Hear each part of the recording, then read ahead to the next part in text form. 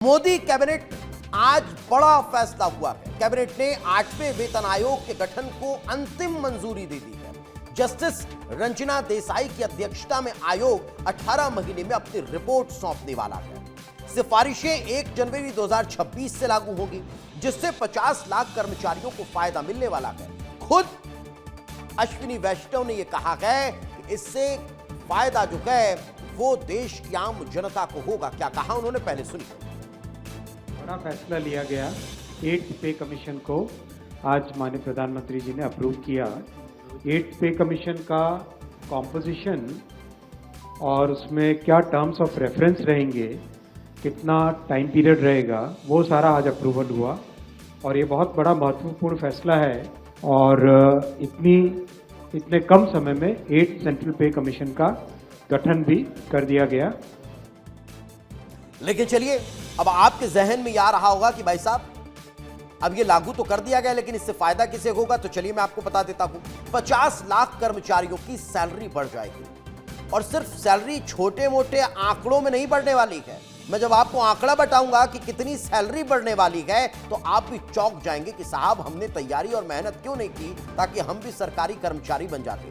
65 lakh pensioners को इसका फायदा मिलने वाला है। आयोग के गठन की खबर आते ही कर्मचारियों के बीच सबसे ज्यादा चर्चा फिटमेंट फैक्टर को लेकर हो रही है। क्यों? क्योंकि यही वो फैक्टर है जिसके जरिए आपकी तनख्वाह बढ़ने वाली है। यह वही अहम आंकड़ा है जो तय करेगा कि आपकी नई बेसिक सैलरी आखिर कितनी रहने वाली है। तो चलिए मैं आपको बता देता हूं कि आखिर यह फिटमेंट फैक्टर होता क्या है। फिटमेंट फैक्टर एक आंकड़ा होता है। यह सैलरी बढ़ाने का परसेंटेज तय करता है। बेसिक सैलरी से इसका गुणा किया जाता है और फिर वो बढ़ी हुई सैलरी आ जाती है जिसके जरिए आपको इसका लाभ मिलने वाला है।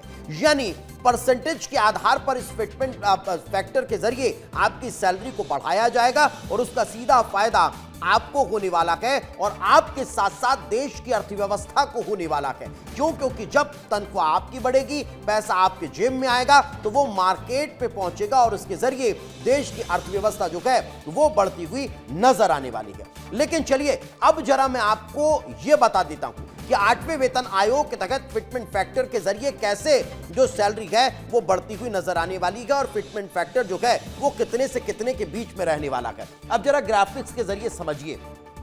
अगर फिटमेंट फैक्टर 1.29 तय होता है तो फिर आपकी सैलरी में कितना इंक्रीमेंट होने वाला है। मान लीजिए बेसिक सैलरी जो है वो 18,000 है ना, वो बढ़कर आपकी इस 1.92 फिटमेंट फैक्टर के जरिए 34,560 रुपये हो जाएगी। ये बेसिक सैलरी बता रहा हूं मैं।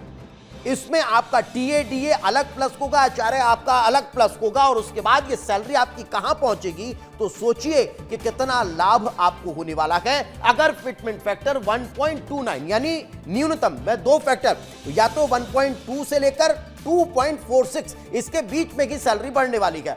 अब अगर मैंने आपको न्यूनतम बताया कि 18,000 है, न्यूनतम अगर 1.29 होता है तो वो 34,500 हो जाएगी। लेकिन अगर वो 2.46 हो जाता है तो फिर आपकी सैलरी कितनी बढ़ेगी ये समझ लीजिए।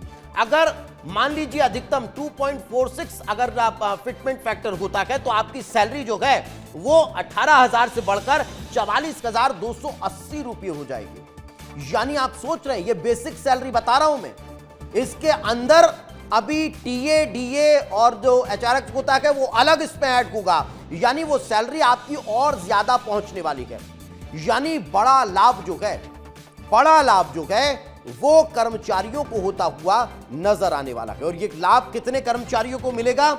लगभग 50 लाख से ज्यादा कर्मचारी और 65 लाख से ज्यादा जो पेंशनर हैं उन्हें ये लाभ मिलने वाला है।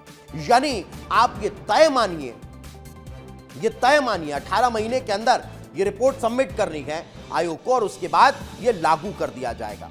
यानी आप ये तय मानिए कि आने वाले वर्ष में एक बड़ा बूम जो है वो देश की अर्थव्यवस्था में देखने को मिलने वाला है और यही कारण है कि हर चेहरा आज खुश नजर आता है। आपने श्रीकांत तिवारी की न्यूज़ सुनी? अरे वही द फैमिली मैन।